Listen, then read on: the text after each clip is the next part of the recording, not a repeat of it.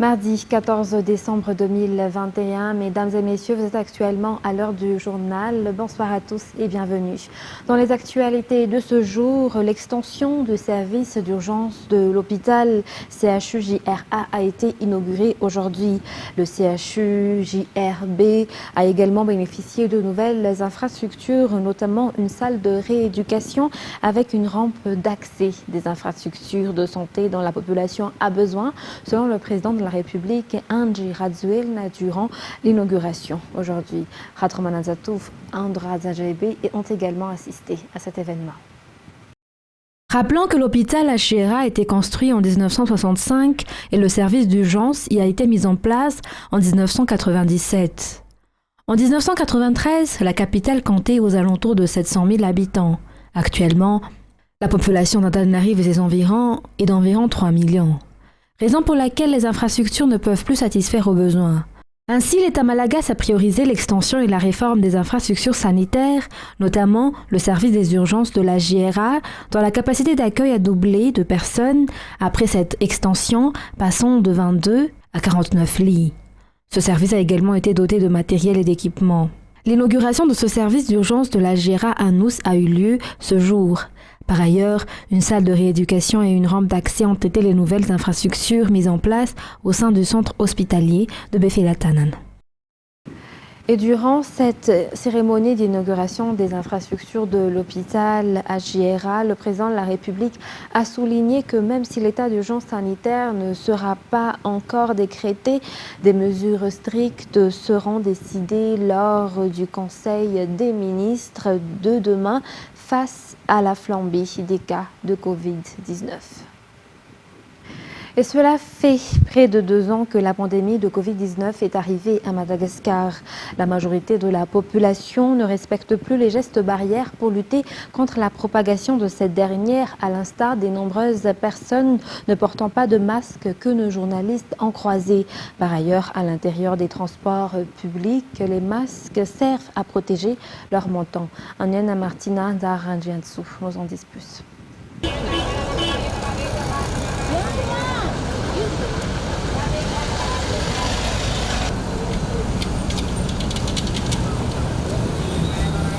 Ce jour, vers 11h30, nos journalistes ont pu constater que beaucoup parmi les personnes qui circulent dans les rues ne portent pas de masque, tandis que d'autres l'utilisent pour protéger leur menton. Jusque dans les transports en commun, les chauffeurs, les aides-chauffeurs ainsi que les passagers ne portent pas correctement leur masque. Les gestes barrières ne sont plus du tout respectés, bien qu'ils sont considérés comme pouvant lutter contre la propagation du coronavirus. Lors de la première, comme lors de la deuxième vague de la pandémie, des sanctions ont été mises en place par les forces de l'ordre à l'endroit de ceux qui ne portent pas de masque. Mais d'après les informations, jusqu'à présent, les forces de l'ordre en sont encore au stade de la sensibilisation. Cependant, on constate actuellement une hausse du nombre des personnes atteintes de la Covid-19 à Madagascar. Aussi, la question qui se pose est que la population malagasy doit-elle toujours être sanctionnée pour l'obliger à se protéger ? Et même si nombreux sont les enfants à être malades actuellement, il reste à confirmer s'il s'agit de Covid ou non. Ce que l'on sait pour l'instant, c'est la recrudescence de cas de Covid-19 à Madagascar. En effet, la semaine dernière, Madagascar a enregistré 994 cas de Covid-19. 2 ans après son apparition, la pandémie fait un rebond. La détection de nouveaux variants Omicron terrorise le monde entier. Ce variant qui a été détecté en Afrique du Sud 2 semaines auparavant et qui est actuellement présent dans 38 pays. Fiti Merkoufeindou. Omicron, le nouveau variant du Covid détecté en Afrique du Sud, qui est désormais présent dans 38 pays. Ce variant est extrêmement contagieux, plus que le Delta d'après les scientifiques. Ses symptômes sont également différents du Delta d'après ce médecin. Dans tous les cas, en cas de signe de Covid, il est urgent de directement venir auprès des centres médicaux les plus proches, car attendre l'évolution de la maladie ou même faire de l'automédication ne ferait qu'empirer la situation. Ce que l'on peut constater actuellement au niveau de ces centres médicaux, c'est le nombre des enfants malades, mais il reste à confirmer s'il s'agit effectivement du Covid ou non. Parallèlement, plusieurs écoles ont fermé leurs portes à cause de la situation sanitaire. Le respect des mesures sanitaires doit être renforcé, Et surtout, les mesures prises auparavant doivent être de nouveau mises en vigueur, notamment la mise en place de pharmacies de garde dans chaque arrondissement, selon toujours ce praticien. La seule arme sûre dans la lutte contre la Covid est le respect des mesures sanitaires. De plus, à Madagascar, nous disposons de nombreux types de vaccins qui pourraient nous permettre d'atteindre l'immunité collective, mais également du CVO, car il a été prouvé scientifiquement que celui-ci accroît l'immunité humaine. De son côté, la préfecture d'Antananarive souligne l'obligation du port de masque et du respect des gestes barrières. Les sanctions seront également effectives si le non-respect de ces derniers persiste, affirme le préfet d'Antananarive. Il est primordial que chacun prenne conscience de l'importance de ces mesures, car nul ne souhaite plus être confiné, poursuit ce dernier. Voilà pour ce qui est de la situation du Covid-19 à Madagascar. Dans un tout autre sujet, à présent, l'étape de la consultation publique sur la construction du projet transport par câble s'est tenue aujourd'hui au gymnase couvert de Mamasne. Le secrétaire d'État en charge des nouvelles villes et de l'habitat, qui est le premier responsable du projet, a apporté des explications sur le sujet et éclairé certains points avec les représentants des entreprises en charge des travaux ainsi que le directeur général des projets présidentiel. Cette étape de consultation publique entre dans le cadre de l'enquête sur les impacts environnementaux organisée par l'Office national de l'environnement. Reportage sur les images de Nza Ranjiensu. La construction du projet transport par câble entre parmi les solutions mises en place par l'État malagasy pour désengorger la capitale des embouteillages sans passer par des expropriations. Ce problème d'embouteillage qui dure depuis 20 ans fait perdre des milliards pour Madagascar. Néanmoins, la population de la capitale fait face à des appréhensions et des rumeurs concernant le projet. Une raison pour laquelle cette consultation publique a été organisée. Les représentants de la population dans tous les arrondissements et des quartiers de la capitale sont venus pour s'informer sur le projet, connaître les faits sur les impacts et les raisons, mais aussi dissiper les craintes. C'est notamment le cas de cette représentante des transporteurs publics qui a voulu connaître les impacts de ce projet sur leur activité et sur leurs revenus. Cette mère de famille qui habite non loin de Mamasne craint pour sa part les éventuels impacts sur les infrastructures de la haute ville que l'on sait sensibles. Toutes les demandes et toutes les remarques ont obtenu des explications de la part du secrétaire d'État en charge des nouvelles villes et de l'habitat. Ce dernier a également précisé que des groupes électrogènes comme ceux installés sur le stade Baria Mamasne seront en charge de l'approvisionnement en électricité. Une mesure prise afin que le TPC ne subisse pas les aléas de l'alimentation fournie par la JIRAMA. Par ailleurs, les terrains utilisés pour la construction de cette infrastructure sont pour la plupart des terrains appartenant à l'État, surtout ceux dédiés à la construction des gares. Les enquêtes techniques ont été effectuées afin que le projet ait de bonnes bases et qu'il n'y a pas de grands impacts sur le social de la population. Rappelons que les cahiers des doléances ont été mis en place par l'Office national de l'environnement auprès des Fukuntan et des arrondissements pour collecter les remarques et autres suggestions de la population sur le projet présidentiel transport par câble. Partant au niveau de l'Assemblée nationale, le projet de loi des finances initiales 2022, numéro 018-2021 du 27 octobre, a été de nouveau examiné au sein de l'Assemblée nationale à Timbazaz après que des amendements ayant été apportés par les sénateurs de Madagascar. Les parlementaires de la Chambre basse ont ainsi validé la suppression de 200 milliards sur la subvention de la garantie de l'importation des produits de première nécessité qui est inscrit dans la rubrique transfert et qui sera déplacé vers les biens et les services inscrivant dans le budget du ministère de l'économie et des finances. Restons sur cette page politique. Parlons de l'affaire Apollo 21. 13 personnes constituées des hauts gradés au sein de l'armée et des généraux retraités ainsi que des gendarmes au sein du G6 et du CSI sont accusés d'association de malfaiteurs en vue d'en tenter à des vies et d'organiser un coup d'État dans l'affaire Apollo 21. Ces personnes ont été entendues par le juge depuis hier. À l'issue de ces audiences, l'on sait que Paul Rafanoir n'avait basé sa stratégie de prise de pouvoir et de neutralisation des institutions sur les forces armées. C'est Sylvain. Deux généraux retraités, à savoir Ferdinand Razakarman et l'ancien Premier ministre Victor Hamatch, s'encontrent encore d'actifs, dont un ancien directeur de cabinet et un directeur de l'Audi au sein de l'armée, 6 gendarmes au sein du G6 ou groupement de sécurité et d'intervention spéciale, au CSI, Ce sont les personnes impliquées dans l'affaire Apollo 21 à avoir été entendues depuis hier. C'est durant la fouille des matériels numériques que sont apparus les noms des premiers gendarmes dans cette affaire. D'après le plan de Paul Rafanoiren, les noms des généraux qui tiendront des responsabilités au sein de ce gouvernement Apollo 21 sont déjà connus. L'ancien Premier ministre Victor Hamadj et le général Ferdinand Razak-Harmanan sont ceux qui proposent les noms. Lancé dans les documents de Paul Rafanoiren que le général Rakotoarsan Anthony devait être le SEC du gouvernement Apollo 21. Un commandant de la gendarmerie nationale et le CEMA sont également déjà connus. Il y a aussi des gendarmes et des militaires haut gradés qui ont été en contact avec Paul Rafanoiren par téléphone, qui l'ont rencontré et lui ont même apporté leur CV. Quant aux gendarmes du G6, ils servent d'informateurs à Philippe François sur les affaires militaires du pays et les actualités. Philippe François, qui est un ancien légionnaire français, connaît toutes les structures militaires. Ces militaires du G6 ont terminé leur contrat avec ce dernier après qu'il ait démissionné de l'entreprise Start1, mais il les a gardés pour de nouveaux contrats et les a payés 2 fois plus. Il a également payé leurs supérieurs. L'audience des militaires impliqués dans cette affaire s'est poursuivie aujourd'hui. Ces derniers sont accusés d'association de malfaiteurs afin d'attenter à des vies et de tentatives de coup d'État.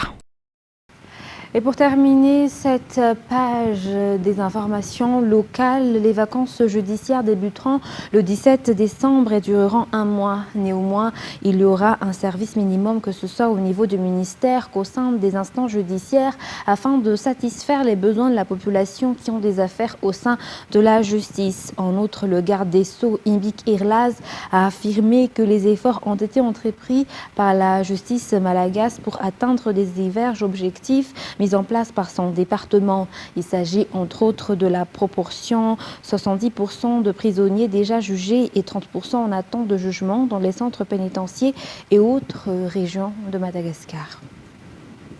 Dans les actualités internationales, à présent, le variant Omicron qui semble se répandre extrêmement rapidement pourrait connaître une croissance rapide en France et son impact se fait sentir dans les semaines qui viennent, a alerté le Conseil scientifique dans son dernier avis publié lundi 13 décembre. France 24.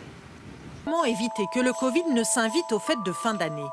À l'heure des lettres au Père Noël, le Conseil scientifique a fait sa liste de recommandations. Limiter probablement quand même le nombre de convives, se faire faire un test antigénique le vendredi avant Noël, se faire faire un autotest, c'est 5 € si les pharmacies sont fermées le samedi de Noël, avant d'aller déjeuner en famille. Des conseils auxquels les Français sont désormais habitués. On se fait tester, nous on est vaccinés 3 fois déjà, on l'aère tout le temps. Il n'y a pas de souci, on fait très attention. C'est simplement du bon sens, donc aérer, ne pas se toucher, ne pas s'embrasser et ne pas être 25 dans la même pièce, enfin je sais pas. On va le faire parce qu'on n'a pas envie d'être contaminé, voilà. Mais franchement, moi, aujourd'hui, j'ai juste envie de vivre et de faire comme je le sens. L'année dernière, beaucoup ont appris à changer leurs habitudes pour les fêtes. Mais cette année, il faut s'adapter au variant Delta, plus contagieux. Avec une mesure barrière essentielle pour cet infectiologue. Aérer bien la pièce, ça c'est essentiel parce que aussi bien Delta que Omicron se transmettent par des aérosols. Et donc ouvrir régulièrement la fenêtre, c'est dissiper ces aérosols.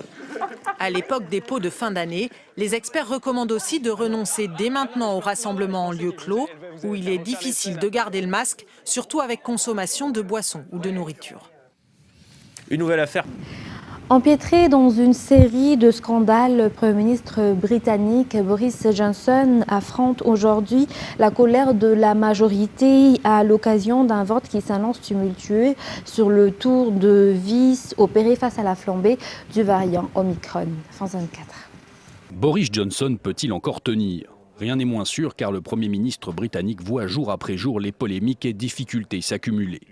Face à la nouvelle vague due au variant Omicron, le gouvernement britannique présente ce mardi au Parlement un ensemble de nouvelles restrictions. Port du masque obligatoire en intérieur, mais surtout introduction d'un pass sanitaire. De quoi provoquer la colère de près de 70 députés conservateurs qui menacent de ne pas voter le texte. Mais sur ce point, Boris Johnson pourra compter sur le soutien de l'opposition. La santé et la sécurité de notre nation et de ses habitants doit toujours être notre priorité. C'est pourquoi nous soutiendrons toujours les mesures destinées à protéger la santé publique. Et cela inclut les mesures du plan B. Cette fronde des députés conservateurs est la dernière d'une longue série de polémiques à toucher Boris Johnson et son gouvernement, à commencer par cette photo datant de décembre 2020. On y voit le Premier ministre et ses conseillers participer à un quiz alors que les Britanniques étaient soumis à l'époque à un strict confinement privé de retrouvailles familiales. Peu avant, c'est une vidéo cette fois de la même période qui a fait scandale. Ici, c'est l'ex-porte-parole du Premier ministre qui plaisante sur une fête de Noël à Downing Street. Si cette dernière a démissionné, Boris Johnson, lui, persiste ici. Je vous le redis encore une fois, je n'ai enfreint aucune règle. Tout cela est en cours d'examen. À ces polémiques viennent s'ajouter des interventions surprenantes du fantasque Premier ministre. Dernière en date, cette prise de parole devant le syndicat des patrons britanniques. Enfin, dernière pièce à mettre au passif déjà bien chargé de Boris Johnson, ses accusations de favoritisme, voire de corruption. Le Premier ministre a ainsi essayé de modifier les règles disciplinaires du Parlement en faveur du député conservateur Owen Paterson, condamné pour conflit d'intérêts. Une législative partielle pour pourvoir son poste du North Shropshire aura d'ailleurs lieu ce jeudi. Un test de plus pour Boris Johnson dans ce bastion conservateur où les libéraux démocrates sont en tête dans les sondages. Pour terminer cette page internationale, le président américain Joe Biden est attendu dans le Connecticut demain, près d'une semaine après les violentes tornades qui ont dévasté la région. La ville de Mayfield est complètement détruite, mais les habitants peuvent compter sur un élan de générosité. France 24. Mayfield, Kentucky. Tout le monde a compris que la ville ne se relèverait pas sans aide. Alors ils sont venus de tout l'État. Des volontaires de tous les métiers ont répondu à l'appel du gouverneur. We're just trying to clear the roads so that the electric folks can do what they need to do, the gas people can do what they need to do, power, water, all those. And so we're just trying to clean the streets and get everyone mobile so they can get their stuff in here, supplies in here. We've got 3 different locations set up for food and water for distribution, and so we're just trying to get the word out where those are. And just trying to help our people in our community. Mayfield ne retrouvera jamais son apparence d'antan. Et il faudra au moins une génération pour couvrir le coût des dégâts. Mais pour l'heure, l'urgence passe par la sécurité, une mission qui revient à ses gardes nationaux.